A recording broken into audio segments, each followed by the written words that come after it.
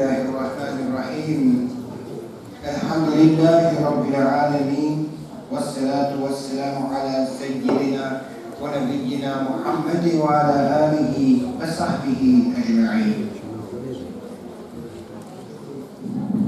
Draga i poštovana braćo, cijenjeni poštovane sestre, draga omladino, želim večeras da izrazim dobrodošlicu našem gostu, profesoru Abdulsamedu Bušatliću i ona koji su došli sa njime. A i ova, draga braćo, da kažem da nam je drago da smo večeras ovdje i da poslušamo ovoga našega večerašnjeg gosta predavača. Većina vas zna Abdulsameda Bušatlića i mi smo, alhamdulillah, uz Allahu pomoć, evo, možemo reći već i pred samom kraju tih aktivnosti zimskih, može da uspijemo jedno dvoje još predavanja da uvacimo dok nisu počeli radovi, jer ova zima nekako kao da izmiče, već dok pođu ljudi raditi neće imati vremena više da se dolazi u džamiju na predavanja, sigurno bi bilo manje. Pa zato ako olešava naš sljedeći korak, mogu kazati da ću pokušati, kao što sam i na džumi rekao, da u sljedećem koraku pozovem svoga školskog prijatelja Muderisa, vama poznatog, znači on je iako u Švicarskoj, čini se kako gledam tamo, da je već u ovom mjesecu, krajem ovog mjeseca angažovan za Švicarsku, ali ako bude imao prostora, inša Allah, pozvat ćemo ga. Ja, eto, da ne oduzimam dragocjeno vrijeme našem gostu, ja ću, ako bude inša Allah, njemu prepustiti riječ i zamoliti ga da nam se inša Allah obrati, pa budemo prosti. Čekaj sam.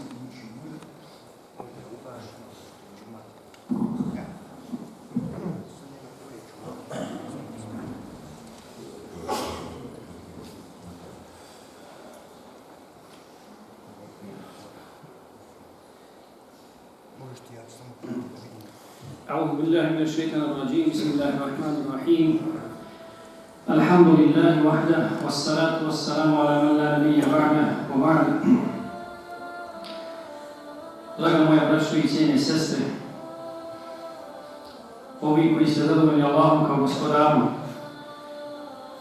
i Islamom kao vjerom i Muhammedom sallallahu alejhi ve sellem kao našim putovođom, assalamu alaikum wa rahmatullahi wa barakatuh.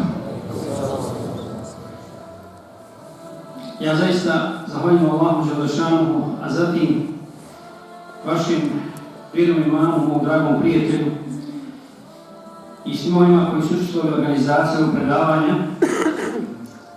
što mi se ukazala čast da nakon nekoliko godina evo dođem ponovo ovdje među vas u prelijepu džamiju. I inače ja volim doći, mene nekako veže ono ratno vrijeme za ovaj teren i volim doći na Mehulić. Drage uspomene me vežu za vrijeme ponosa. Ovo mjesto je bilo, da tako kažem, baza, jedna baza gdje se pripremao otpor agresorima, dvostrukom agresoru na našu državu. I ovo mjesto je dalo veliki broj gazija i šehida, da im Allah u Kabuli primi šehadet. Volim doći zbog svojih saboraca iz odreda Mudžahidin s ovih prostora i zemlje muslimanske također. I zato dijelim s vama posebno osjećanja i posebno se lijepo osjećam ovdje u vašoj džamiji i u vašem kraju. Molim Allah Đelešanuhu da ovaj naš skup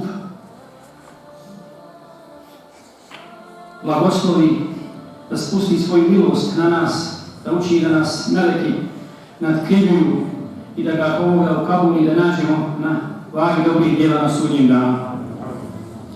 A zatim, draga braćo i cijene sestre, Ja sam za večeras pripremio temu, vrlo je aktuelna. Ja bi dao nekakav onaj radni naslov. Znali smo, a nismo radili. A vidjet ćete o čemu se radi.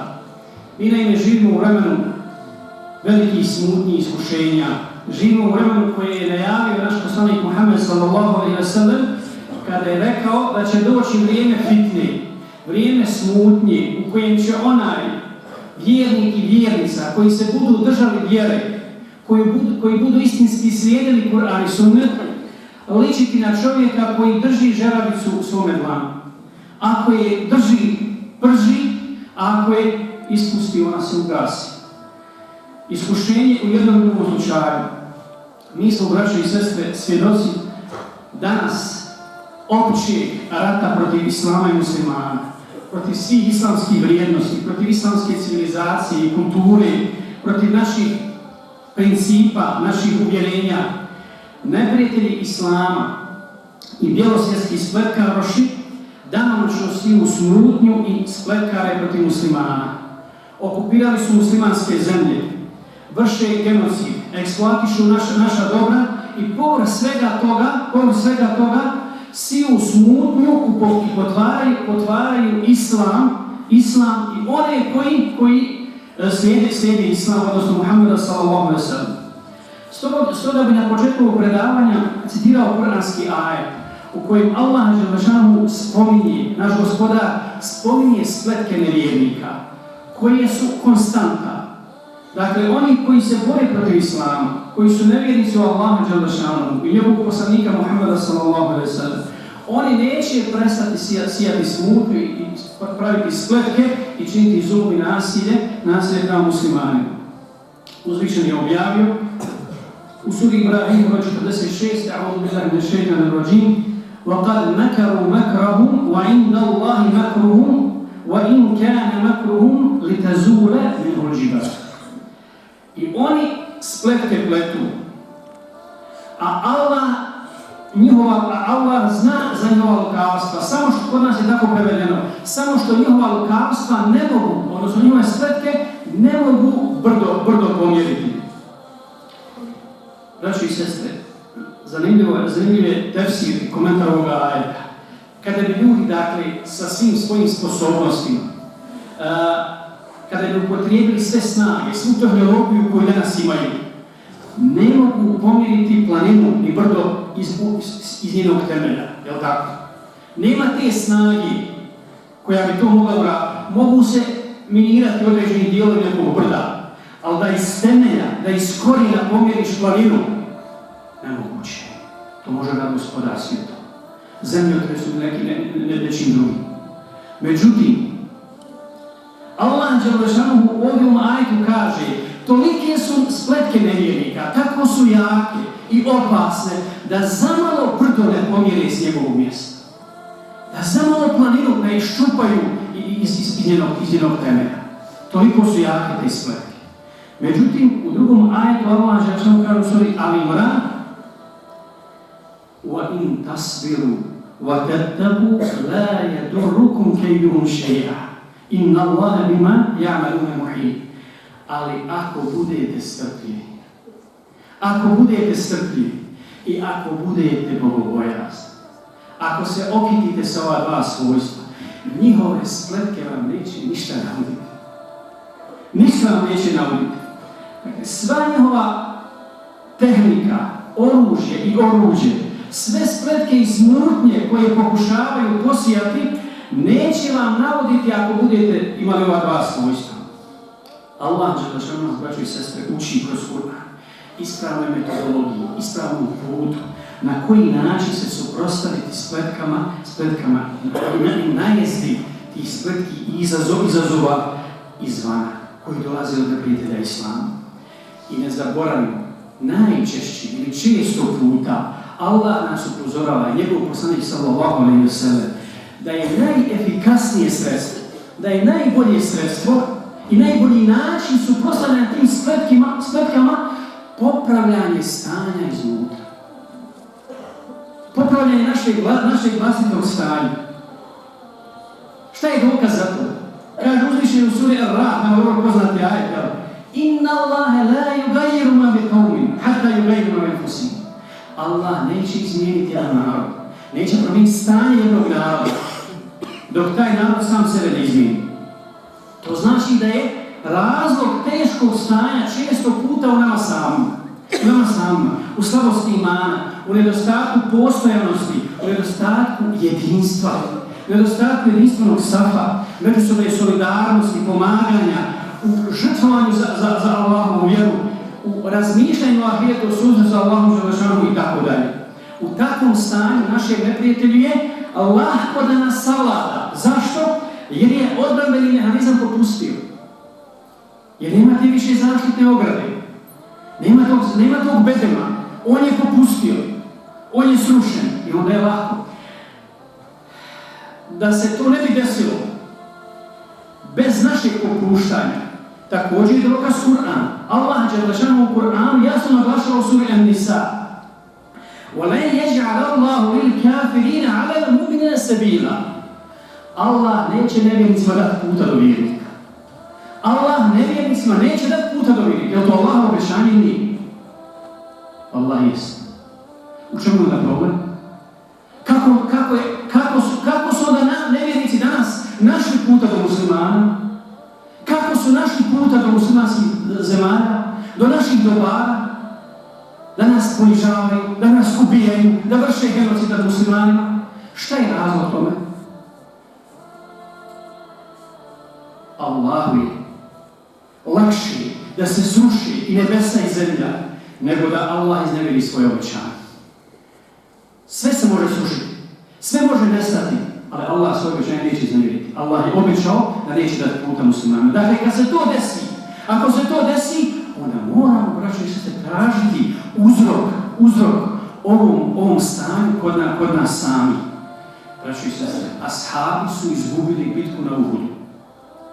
Izgubili su bitku na Uhudu. Kada i s kim? Koji je bio njihov komandant? Koji ih je predvodio u toj bitci?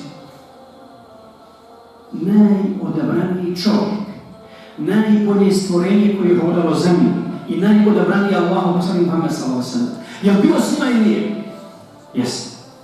Jesu li izgubili Uhud ashabi? Jesu.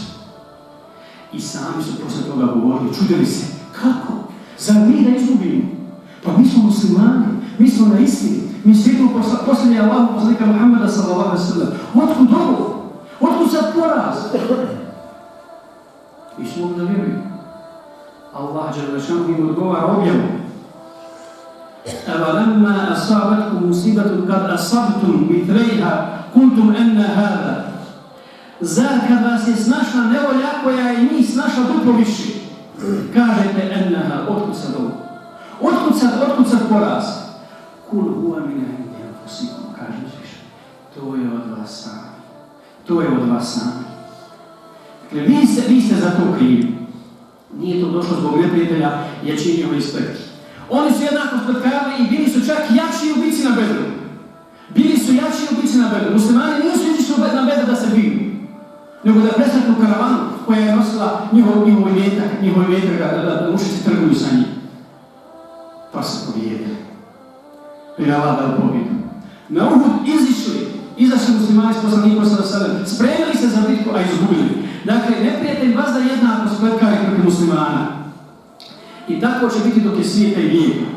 To je ono što moramo popraviti, dakle ono što je do nas. I moramo čvrsto vjerovati, braćo i sestre, da je pobjeda od Allaha dželle šanuhu. وَمَنْ نَصْرُ إِلَّا مِنْ عِنْدِ اللَّهِ, kaže uzvišeni. A pobjeda je samo od Allaha. إِنْ يَنْصُرْكُمُ اللَّهُ فَلَا غَالِبَ لَكُمْ. Ako vas Allah pomogne, ko je taj ko će vas poraziti? Ako vam Allah uskrati svoju pobjedu, ko je taj ko će vas pomoći? Ne može vam niko pomoći. Uvijek su, braćo i sestre, u teškim vremenima, zapamtimo ovo, u teškim vremenima su muslimani i muslimani koji bili na ispitu. Na ispitu su bila naše uvjerenja, naše ubjeđenje, naše vjerovanje, naši principi. Stoga i u ovom teškom vremenu ne smijemo dozvoliti da pod pritiskom iskušenja pokleknemo i izdamo načela, da izdamo našu vjeru, da dozvolimo neprijatelju da nas zavadi, da nas razbije, da posije smutnju među nama, da razbije naš muslimanski saf i naše jedinstvo. Ne smijemo dozvoliti da se odreknemo našeg uzvišenog ahlaka i uzvišene islamske vjere. Ne smijemo posegnuti nikad za spletkarenje jednih protiv drugih, za kriminalom, za korupcijom, za lažim, za izdajstvom. Jer onaj koji izda, neka zna da će neprijateljska kazna i njega stići. Da će on također doći na red. Mi smo, braćo i sestre, svjedoci da je danas kod nas ugroženo, ovaj princip ugrožen. Da on fali, da muslimani nisu jedinstveni. Allah dželle u Kur'anu spominje, a praksa je potvrdila da je Islam ujedinio prve muslimane koji su bili ogrezni u krvnoj osveti. Bili su ogrezni u krvnoj osveti, pa je Islam učinio ponosnim, učinio snažnim, učinio ih vođama i predvodnicima civilizacije i napretka i progresa. Ali isto tako Kur'an govori o slabosti, uzrocima slabosti. Šta je uzrok slabosti? Kad dolazi kazna, kad slijedi kazna, فَنَسُوا حَظًّا مِمَّا ذُكِّرُوا بِهِ فَأَغْرَيْنَا بَيْنَهُمْ الْعَدَاوَةَ وَالْبَغْضَاءَ إِلَى يَوْمِ الْقِيَامَةِ. Iako svoje ajet odnosi na Ehlu Kitabije, ali su oni dobar dio onoga čime smo ih bili opominjali, objavu dakle Allahu, zaboravili, bacili za leđa, pa je Allah posijao među njih neprijateljstvo do sudnjega dana. Do sudnjega dana. Kažu islamski učenjaci, braćo i sestre, ovaj kuranski ajet se odnosi, ne samo, dakle, on jest povod objave ovog ajeta jest primjer Ehlu Kitabija, među koje Allah posijao neprijateljstvo zbog toga što su oni odbacili Allahu objavu. I mi vidimo to neprijateljstvo dan danas među njima. Međutim, također, on ima općenito značenje. Musliman i muslimanka kao muž i žena, kada dođe do nesporazuma među njima, nek se vrate na ovo. U porodici kada dođe do nesporazuma, problemi, bračni problemi, svađe, nego Allah dolazi do razvoda brakova. Vratimo se sami sebi, da vidimo gdje smo to pogriješili.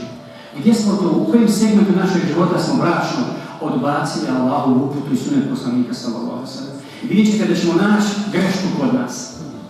Vidjet ćete da ćemo naći grešku kod nas. U džematu, među muslimanima i tako dalje, u grupama muslimanski, kada se pojavi sukobi, međusobno razilaženje, međusobna trajenja, znajte da smo mi krivi za to. Mi smo sami krivi za to.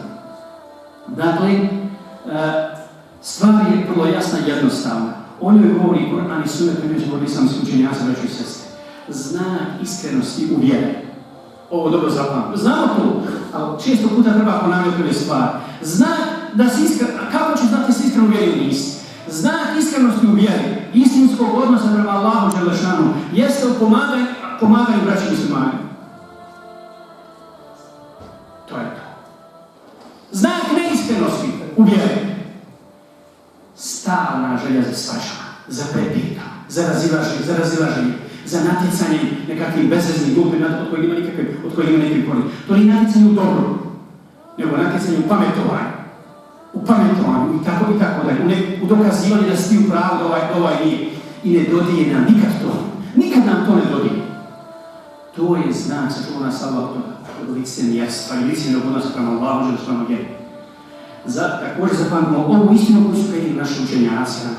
Ako nas ne ujedini istina, razjedinit će nas i pojesti zabluda. Ako nas ne ujedini Allahova istina, sigurno će nas razjediniti i pojesti zabluda. Ako nas ne ujedini ibadet Allahu dželle šanuhu, sigurno će nas razjediniti i pokoravanje šejtanu i slijedjenje njegovih stopa. Često puta se mi ponašamo jedni prema drugima kao braća muslimani, poput onog čovjeka, hoćemo da pomognemo, poput onog čovjeka koji je htio da ubije muhu koja je sletjela na lice njegovog prijatelja dok je spavao. Pa tako jako zamahnuo i kad je pukao muha je odletila, on je ubio svog drugog, umjesto da ubije muhu. Dakle, tako se odnosimo jedni prema drugima. A poslanik sallallahu alejhi ve sellem kaže u hadisu: "Al-mu'minu mir'atul mu'min." Vjernik je ogledalo vjerniku. Znate hadisa je jasno. Vjernik je ogledalo vjerniku. U drugoj predaji, koji bilježi Imam Buhari u Mufradu, kaže se vjernik je vjerniku ogledalo. Vjernik je vjerniku brat. Otklanja od njega ono što bi ga moglo uništiti i čuva ga koliko god može. A šta to znači, braćo i sestre? To znači da se u ogledalu vidi i dobre i loše osobine. U ogledalu se vidi i dobre i loše naše osobine, jel? I lijepa svojstva i mahane. Ali ona ostaju između koga? Između tebe i ogledala. Kad staneš kod ogledalo ti vidiš sve, ali ogledalo ne govori, ne viče, dođite ljudi, vidite mahana kod ovo, jel? Šuti, ogledalo šuti. Tako isto, to je poruka hadisa. Budi ogledalo svom bratu. Ako se ogledalo, onda pokrij njegovu mahanu. U ogledalu se vidi također lijepe osobine. Spominji lijepe, sakri loše osobine svog brata. Nemoj ga gibeti, nemoj ga ogovarati, nemoj pričati o njemu iza leđa. A pričaju o njegovim lošim osobinama. Kada je Hatib ibn Belta, ashab Rasulullah učitelj na Bedru, učinio veliki grijeh, braći i sestre. Znate koji grijeh? Izdajstvo. Poslao je pismo kada je poslanik sallallahu alejhi ve sellem pripremio oslobađanje Mekke. Pripremio vojsku, on je saznao za to, pošto je njegova porodica, on nije spremna na Kurejš. Želio da pošalje pismo svojoj porodici, da je upozori da će doći muslimani s vojskom, jel? I Allah je objavio svome poslaniku u izdaju i ashabi su sustigli tu ženu koja je nosila pismo i onda su doveli Hatiba pred poslanika sallallahu pred ashabe. Šta je Omer odmah kazao? Kad su doveli, Allahu poslaniče dozvoliti da mu sjećem glavu. Izdajica. Šta je rekao poslanik sallallahu? Ne Omer. Uči nas poslanik sallallahu u svakoj situaciji. Uči ashabe, poučava i nas kako ćemo se ponašati. Poslanik sallallahu gleda dalje od situacije. Omer je samo gledao veličinu tog grijeha u tom trenutku. To je velik grijeh. A poslanik sallallahu ide dalje pa kaže Omere, on je učesnik Bedra. A možda je Allah pogledao učesnike Bedra. To je najteža bitka. Kada su mušici bili planirali da dokrajči, da završi sa islamom, sa poslanikom sallallahu. Možda je Allah pogledao učesnike Bedra i rekao radite šta god hoćete, već samo oprosti. Već samo oprosti. Nemoj, šta hoće da kaže poslanik sallallahu? Nemoj pomagati šejtana protiv svoga brata. Nemoj ga gurati u provaliju. Nemoj ga gurati u provaliju, jer tvoj postupak prema njemu može učiniti da napusti vjeru. Da napusti islam. Zbog straha od kazne i pisanica i tako dalje. Zato, braćo i sestre, mi u ovim teškim vremenima moramo znati da moramo jačati naše islamsko jedinstvo, naš islamski sad. Moramo se školovati, moramo pratiti stanje, moramo se solidarisati međusobno, moramo odgajati u našu omladinu, u čistoj vjeri islamu, u islamskom moralu, moramo čuvati našu vjeru kao zenicu oka.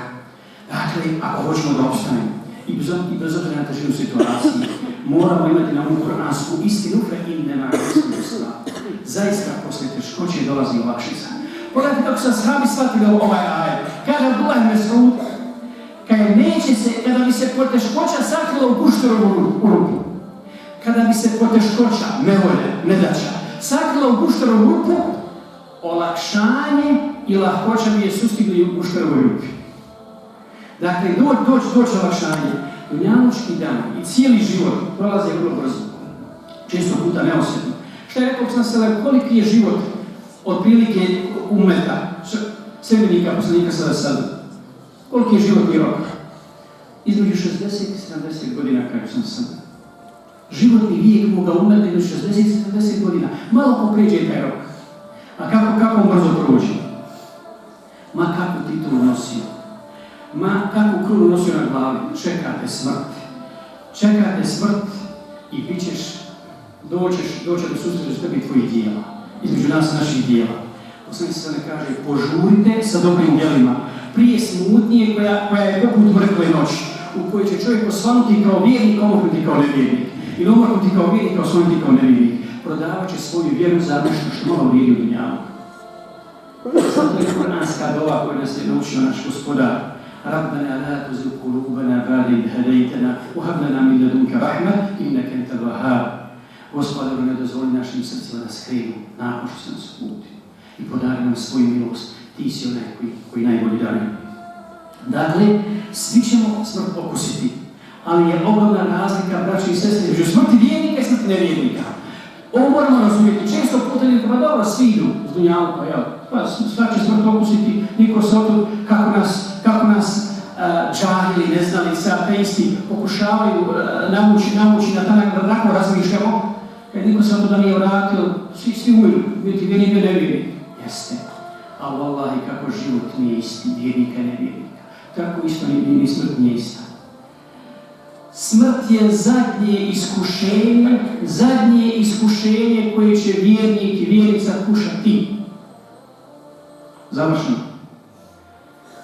A za nevjernika smrt je prvo iskušenje i prva kazna koja je najmanja. Ono što sredi posle toga sve gore i sve teže. Dakle, to je ogromna razlika. U smrti također ima trenutak o kojem treba razmišljati. Na osnovu posljedica naših dijela u takve kategorije ćemo se svrstati. Svak će biti obradovan na osnovu svojih dijela. Farikum fil džanne, a farikum fil sa'ir. Jedni u džennet, a jedni u džehennem. I poslušajmo savjet našeg poslanika sallallahu alejhi ve sellem. Kaže sallallahu alejhi ve sellem u hadiskoj knjiži Ebu Davud, kada vidiš nezasitnu pohlepu, jel danas pohlepa prisutna među ljudima? Nezasitna pohlepa.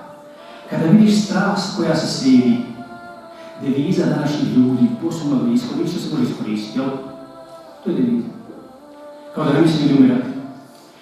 Kada vidiš zadivljenost svakog čovjeka njegovim mišljenjem, jel živu u takvom vremenu? Svako hoće da je u pravu. Svak misli da je on u pravu, da je istina na njegovoj strani. Tada se drži svoje kuće, kaže poslanik sallallahu alejhi ve sellem. Čuvaj svoj jezik. Drži se onoga što sigurno znaš da je istina, a ostavi ono što nisi siguran. I brini se o sebi, a nemoj se brinuti. Ostavi brige drugih ljudi. Šta to znači da prišesti? Posvetimo se sebi i svojim porodicama, svojim sinovima, svojim kćerima, jer za njih ćemo biti pitani. Braći i sestre, posvetimo se našim vladima, one od djeci koju smo rodili. Za njih ćemo biti pitani. Za njih ćemo račun polagati. A nećemo polagati račun za tamo neke druge ljude, za naše komšije, za ovim i za ovim. Napravimo od naših kuća džennet za svoju porodicu, za svoju djecu, za naše supruge, a ne džehennem i gubilište. Kada bi postigao ne znam šta na dunjalu. Evo, svi mi živimo naše živote, jel' ne? Ali jednostavan primjer. Kada bi postigli ne znam šta od dunjaluka, ne znam kako bogatstvo imali, ne znam kako bili popularni kao najbolji sportaš, imali metka 5 puta više od Bill Gatesa. Ako u tvojoj kući djeca tvoja nisu kako ti želiš, jesi zadovoljan ili si nezadovoljan? Ako u kući vlada u porodici haos, ako otac i majka nisu dobri u odnosima, ako je stalno svađa u kući, ako se djeca ne odgajaju u islamu, ako djeca idu svako svojim putem, ako djeca nisu na namazu, ti si postavio stravu. Kada bi ne znam kakve blagodati imao, jesi li ti srećan ili si nesrećan zbog toga? Wallahi nisi srećan. Jel' tako ili? Niko od nas nije sretan nakon porodici stanje nije u redu. Ali ako ti je stanje u porodici u redu, otac, majka, harmonija među njima, vlada u njihovim odnosima, boji se Allaha dželešanu, odgajaju djecu. Djeca slušaju, poslušno su Allahu dželešanu, poslaniku sallallahu alejhi ve sellem, slušaju svoje roditelje, školu, idu onim zastanim putem koji roditelji hoće. Da imaš ne znam kakvi čovjek na poslu, da si siromašan, da ti ne ide kako treba. Sa svim tim problemima, kad uđeš u svoju kuću, to skinješ kao kapu. Ti si rad sa svojim porodicom. Dakle, razlog čovjekovog postojanja na zemlji, braći i sestre, nakon spoznanja i vjerovanja Allaha, šta je? Šta je razlog? Što smo tu? Da radimo dobra djela, je li tako? Da radimo dobra djela, šta je dokaz za to? Kaže Allah dželešanu, svakom od nas, kad dođe smrt, šta će reći? Rabbi rđi'un, le'alli a'malu salihan. Ti imate rekli, Gospodaru, vrati me. Zašto? Vrati me. Da radim dobra djela koja nisam uradio, koja sam ostavio. Nema čovjeka koji neće to kazati. I svak će se od nas na smrti kajati. Kaže Ibn Kajim al-Džavzi spominje jednu divnu priču, predaju, kad je jedna djevojka muslimanka umrla usred kuge. I sam najde babu njezi, najveći. I pita je, kćeri moja, kako ti je na ahiretu? kako je tvoj stan? Ona mu odgovara, kaj baba, u teškom smo stanju, u teško stanje smo zapali. Tako mi Allaha, jedno subhanallah, jedno subhanallah. I samo jedan rekat na fili, draži u knjizi mojih dobrih dijela, draži mi od dunjaluka i svega što je. Draži mi, samo dakle jedno subhanallah. Mi, braćo i sestre, znamo, svaki musliman zna da kada kažemo 100 puta subhanallahi wa bihamdihi subhanallahi azim, oprašti nam se grijesi, makar i bilo koji podstjepljeni. Koliko puta bilo izgovarati ovu riječ? Pogledajte kako je lako za nas se baviti. Subhanallahi wa bihamdihi subhanallahi. Opraštaju se grijesi, makar i bilo koji podstjepljeni. Znamo da 2 rekata duha namaza zamjenjuju 360 sadaka. 2 rekata duha namaza, 360 sadaka. Da li barem svaki dan podijelimo, klanjamo ova 2 rekata i podijelimo 360 sadaka na svaki izgod našeg tijela. Znamo da jedan dobrovoljni dan, post, jedan dan dobrovoljnog posta znači udaljavanje od džehennemske vatre koliko? 70 harifa, odnosno 70 godina. Znamo da onoga koji ide da posjeti svog brata bolesnog muslimana, koji je bolestan, za njega istikvar čini koliko? 70.000 meleka. Sve dok se ne vrati. 70.000 meleka govori Allahu dragi oprosti ove. On ide tebe da posjeti svoga bolesnog brata. Allahu, 70.000 meleka. Da li izvršavamo ovo? Da li na ovaj način zarađujemo dobra djela koja će nam biti, ako Bog da ulaza za dženu. Znamo da onaj ko se brine o jetimu ili o hudovici, da je on kao muđahid na Allahovom putu, kao postač koji nikad ne mrsi, kao onaj koji non stop klanja noćni namaz. Koliko se brinemo o ovom dobrom djelu? Svakog dana brate okopavamo, jel? A koliko uzmemo pouku iz toga? Bojimo se, braći i sestre, da ne dođemo u situaciji kad ćemo reći kao ova djevojka, znali smo, a nismo radili.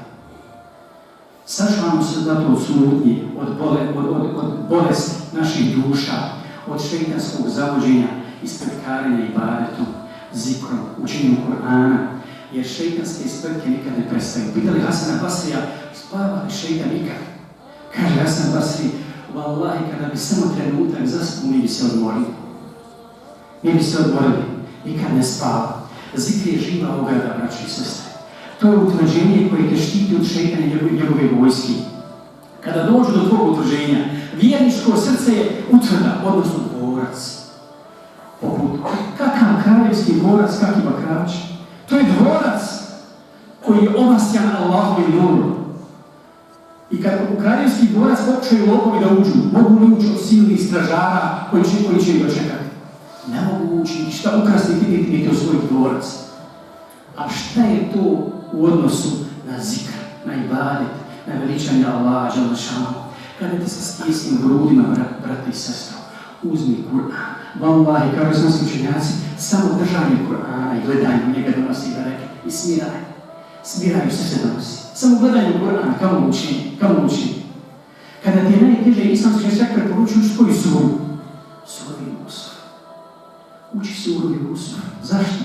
Pa u njoj je pouka o dječaku koji je bačen u bunar. Kad tek čitamo suru Jusuf, ili svaki put kad god je čitamo, nama se čini na početku da ne znamo kakav je bio kraj. Rekli, ovaj se dječak neće nikad spasti. Dijete, braća ga bacila u bunar, pa su ga prodali.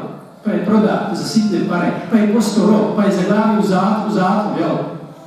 Međutim, braći i sestre, kada Allah dželle šanuhu hoće nekoga da uputi, kada hoće da da svoju pomoć, Allah mi on da pomoć i podršku preko uzroka koji nama ne bi nikad naupao, koji čovjeku ne mogu naupasti. Vladar tamo neki sjedi, leži u svojoj spavačnoj sobi i sanja 7 suhih klasova i 7 svježih. 7 debelih, 7 mršavih krava. I sad, je li mogao on kad je pitao, kad je objasnio svoj san tim ljudima među kojima imam mnoštvo sihirbaza, lažova i tako dalje, mogo je bilo ko njih kazati, to znači to je završena priča. Ne. Ne može tako, jer Allah je htio da sam, obični sam nekog vladara, bude ključ za izlazak iz zatvora Jusufa a.s. Dakle, to je tu. Allah Želešanu je vladar, on upravlja ljudskim srcima. Kada učiš Kur'anom da se smiri srce, ispuni se nurom i smirenošću. I zato je vjernik, braći i sestre, uvijek dobro. Uvijek dobro, on zna svoj cilj. Naš put je izvjestan. Da ima neizvjesnosti u životu vjernika. Bio bolestan, bio siromašan, bio bogat, bio zdrav, bio čovjek od ugleda, na položaju, bio muškarac, bio žena. Bio odrastao, bio vjernik. Čak je sam. Kaže Harun Rašid halifa, poznati vas, ušao kao u Bagdadu džamiju. Završen je namaz, a ugledao je dječaka koji klanja na film sam. I na glas uči. Divan glas, iskrušeno klanja dječak. I nije htio onda klanja 2 rekata, jer dok ovaj dječak završi, hoćete se upoznao sa njim. Kad je dječak završio, nazvom u selam, Harun kaže, dijete, čiji si ti, ko ti je otac? Kaj nemam ja oca. Kaže, ti si jedin, kaj ja sam. Kaže mu Harun Rašid, hoće li ti ja budem umjesto oca? Kaj neću. Harun Rašid, ne znam o mene, dok govori neću da ti budem. Kaj znaš ti ko sam ja, kaj znam ti se mirom ubini. Pa kaj zašto neće ti ja budem otac? Umjesto tvoga vladi. Toliko bogatstvo, toliko uživat ćeš. Kaže, dobro, a hoćeš li me svaki put nahraniti kad ogladni? Kako te neće nahraniti, ja šta će ga nahraniti? A hoćeš me kaj svaki put odjenuti kad mi se pohaba odjeća? Kaj hoću. A ako umrem, kaj hoćeš mi uvesti u džannetu? Kaj ne mogu ja tu? I kaže, ja ne vjerujem u meni, onda me prepusti onome koji mi sve to daje, a ne prigovara za dobročinstvo. Ne prigovara za dobročinstvo. Allah Želešanu nam toliko dobročinstvo čini. Pokriva naše sramote, naše mahane, otvara vrata teube. Mi jedni drugi poštujemo, braćo i sestre, zbog čega? Uvažavamo se zbog čega? Jel mislimo mi, jel se obmanjujemo time da se poštujemo međusobno zbog toga što smo bezgriješni, što zahvaljujemo Allahu kako treba na njegovu blagodat? Ne. Zbog toga što Allah sakriva ono što mene piše od naših loših dijela, pa se međusobno uvažavamo. Ne znam da ide od drugima tu. Ne znam da ide od drugima tu. A da znamo ne bi se poštovao, jel? Zato je zabranjeno otkrivati mahane, iako i znaš da Allah pokriva mahane. I vjerni koji vidite, spozna istinu i vas da mu je dobro. I evo, šta znači kad je čovjek u vas koji je zadovoljan sa svojim stanjem? Jer zna da je to od Allaha i zna da ga zato čeka Allah nagrada. Ako bude saburli, ako bude bogobojazan. Imam Euzai spominje predaj od Allaha i Muhammeda i s njom ćemo završiti, koji je rekao, ja sam nišao jednog dana, bio sam u ribatu, šta je ribat? Ono kao čovjek na straži. Na obali mora u Egiptu i kaže, primijetio sam jedan šator, nedaleko odatle, i vidio sam čovjeka bez nogu, bez ruku, i slijed. I kaže, čuo sam kako uči dovu, moj Allah učini da te budem zadovoljan na blagodatima koje si mi podario. I na onome što si, na blagodatima kojima se uzdigao iza drugih ljudi. Kaže ovaj čovjek, subhanallah, moram vidjeti šta je, moram otići kod njega. Ušao sam kod njega u šator i nazvao selam i kaže čovječe, koje su to blagodati kojima je tebe Allah odlikovao za drugih ljudi? Ti si slijep, nemaš nogu, nemaš ruku, sam živiš ovdje, nemaš nikog imetka. Kaže ovaj, vidiš šta je Allah sa mnom uradio. Allah, tako mi je Allah, da Allah spusti vatru s nebesa i da me ta vatra spali. Da naredi moru da me potopi i zemlji da me proguta. Ja ne bih uzvratio nikako drugačije osim zahvalnošću Allah na jeziku koji mi je podario, to je ničem da njega sam. A kad već spominješ kaj je moje stanje, ja bih te zamolio za jednu uslugu ako može. Kaj reci šta je? Kaj ja sam, meni je pomagao kaj je moj sin, imao sam sina. Ali izgubio sam da ima 3 godine, on me je vodio u džamiju, on me je hranio, on mi je pomagao u mom životu. Ako možeš u ime Allaha da ga ideš potražiti, da mi se vrati. Kaže ovaj čovjek, kaj tako mi je Allaha, ja ne vidim u ovom trenutku za mene većeg sevapa od toga da tebi pomogli naći tvoga sina.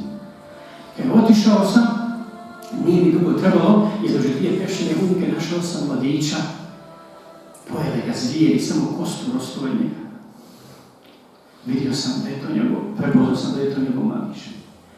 Njegov sin. Međutim, valjda mi se vratiti njemu, šta ću? Ne znam šta ću mu reći. Pa mi je na um pao Ejub alejhiselam. I kad sam se vratio, nazvao selam, kad sam ti onaj što si bio kod Jesanke. Kaj šta si uradio sa ovim zadatkom koji sam te zadužio? Onda sam ga upitao, a reci mi kaj dobri čovječe, jesam ti kod Allaha smatraš da ti sebe vrijednijim kod Ejuba alejhiselam? Kaj ne smatram, može se što Ejub alejhiselam vrijedniji od mene i kod Allaha bolji odobraniji.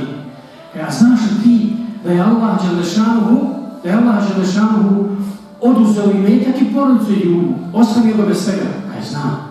Pa znaš li kako Ejuba alejhiselam uzvratio na to što mu je Allah stavio na takvo iskušenje? Kaj znam za Allahošću. Kaj ja sam tvojeg sina našao raskod i divlje izgledaju se da raskod. Onda je čovjek rekao, hvala Allahu, koji nije ostavio jednog mog potomka na dunjaluku da mu grijehe čini pa da zaradi džahannam. I onda se nasvijestio i umro je. Ja sam rekao, inna lillahi wa inna ilaihi rađi'un. Šta ću sad od ovog čovjeka? Ako ga ostaje, zvijeri će ga pojesti, a ne mogu mu ja ništa sam pomoći. Umro. I kaj pokrio sam onim vrtačem, njegovim po glavi, sjeo sam pored njega i plakao. Nedugo kad zatim najviše četverica ljudi i nazvali sela i pitali šta je s tobom čovječe, zbog čega plačiš? Pa sam ja ispričao tu priču, da oni mi kažu da je možeš otkriti lice tom čovjeku. Kad sam otkrio lice, oni su pogledali prema njemu. Jedan mu je ljubio lice i oči njegove ugašene, drugi ostatke, ruku i nogu i plaču. Pitan ljudi šta je kao jedan govori ove oči, dok je imao oči. A to je vjerojatno u džihadu izgubio i noge i ruke. One nikad u haram nisu gledale. Ovaj čovjek je uvijek klanjao noćni namaz. Kaj ljudi, znate li ovog čovjeka, ko je on? To je Abu Kilab, prijatelj Abdullah ibn Abbas, čovjek koji je volio Allaha i njegovog poslanika sallallahu alejhi ve sellem. Onda smo ga zajednički ogasuli i ukopali i najveće ga ja sanjam ga, a on uči kuranski ajet. Salamu alejkum bima sabartum fa ni'ma uqbad dar. Neka je mir na vas zato što ste saburali i divna li je vječna kuća, vječna džennetska kuća za vas. Onda sam ga upitao kako si došao do te nagrade. On mi je odgovorio, kod Allaha postoje stepeni, brate, koji se ne mogu dostići osim strpljivošću na belajima i zahvalnošću na blagodatima i bogobojaznošću i u javnosti i u tajnosti. I u tajnosti i u javnosti. Takav stepen postiže vjernik, jer braćo i sestre, kada se stranice naših dijela zatvori, nikada se više neće otvoriti do sudnjeg dana. Ne dozvolimo kada stanemo pred Allaha da u našoj knjizi dijela nađemo drogu, alkohol, blud, razvrat, kamatu, kocku i sve druge grijehe. Neprijateljstvo prema drugima, gibe, nemime, ogovaranje, prenošenje tuđih riječi, nego budimo od onih koji će na sudnjem danu govoriti svim prisutnim. Ha umukrevu kitabije, inni zanentu enni mulakin hisabije, fa huwa fi aishatin radija. Evo moje knjige, tako će džennetlije govoriti. Vidi isto student kad dobije sve desetke. Vidi mog indeksa, vidi moje knjige, sve položeno, sve desetke. Jer ja sam se nadao susretu sa Allahom Đelešanom i kaže Allah, oni će istinski uživati. Oni će biti u istinskom užitku. Da molim Allaha Đelešanom nas učesti na putu islama, da ujedini naš muslimanski sad, da umete naše dušmane, da njihove strke njima vrati, da nam omogući da naše potomstvo, našu djecu odgojimo u ime islama, da nas uvijeni, da nas spoji i sastavi sa nama.